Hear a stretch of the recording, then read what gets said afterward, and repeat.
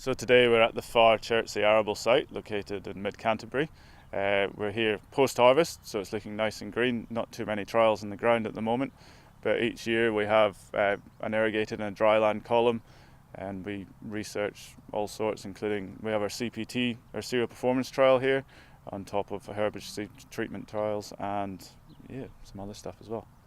So in December we have our big field day. Every second year we have a crops event, and every in-between year we have our area event where we have close to 700 people attending, so a lot of people.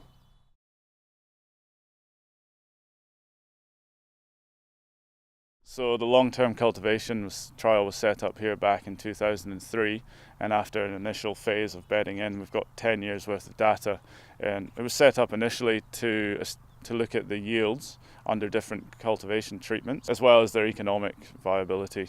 But we're now also focusing on the soil aspects and how the soil's reacting under the different cultivation treatments. So we have 6 treatments here, which are replicated 4 times. And then we also have an irrigated block and a dryland block. These treatments are also split up into intensity of cultivation. So we have an intensive cultivation, a minimal cultivation, and no-till, so no cultivation. Treatments here for the intensive cultivation make use of a moldboard plough and then worked with a top working implement, and our no-till treatments make use of direct drilling where we use a cross-slot drill or a double disc drill.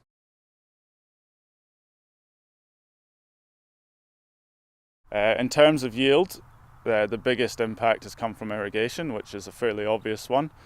In terms of the cultivation treatments, the biggest impact we've seen is in the dryland scenario, where no-till treatments have produced the highest yields in 8 out of the last 10 seasons.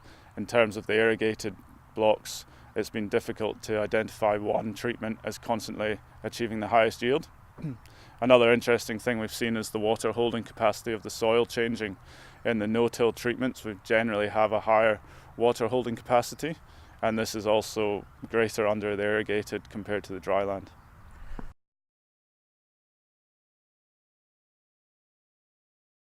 So Craig Tregartha from Plant and Food Research has been carrying out our soil measurements since 2004, where he's carried out these measurements 2004 through to 2009, and then again in 2015. Things that he's looked at are soil compaction, soil structure, the biological health of the soil, the total nitrogen and carbon in the soil, as well as the soil water holding capacity. So this is an example of aggregate stability, which has been used at the site to measure the soil structure. Here we've got some samples from the no-till treatments and from the intensively tilled treatments. I'm going to put some water through them, and what we should see is the different filtration rates happening. So first I'll go for the no-till, and as the water goes through, there should be greater pore space in amongst the different size aggregates, allowing the water to flow through fairly quickly.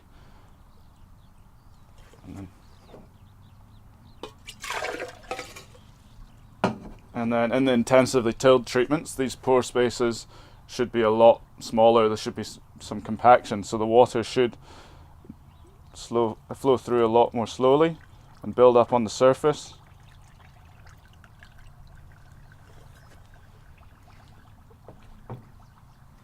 This is the type of scenario that can lead to crusting as well, which makes it very hard for the plants to emerge.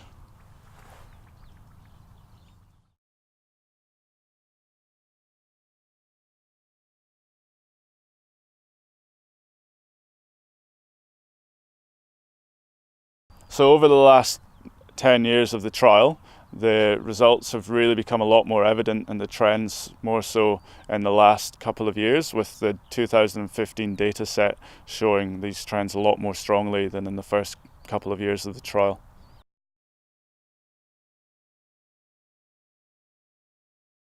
So under the irrigated treatments, we see about a 3% increase in water holding capacity in the soil compared to the dryland.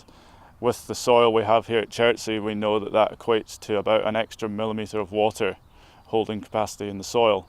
So if we were to say have 15 rain events with a millimetre or more over the irrigation season, that soil should be able to hold an extra 15 millimetres of water, which means that's 15 millimetres of water less you have to apply via your irrigator.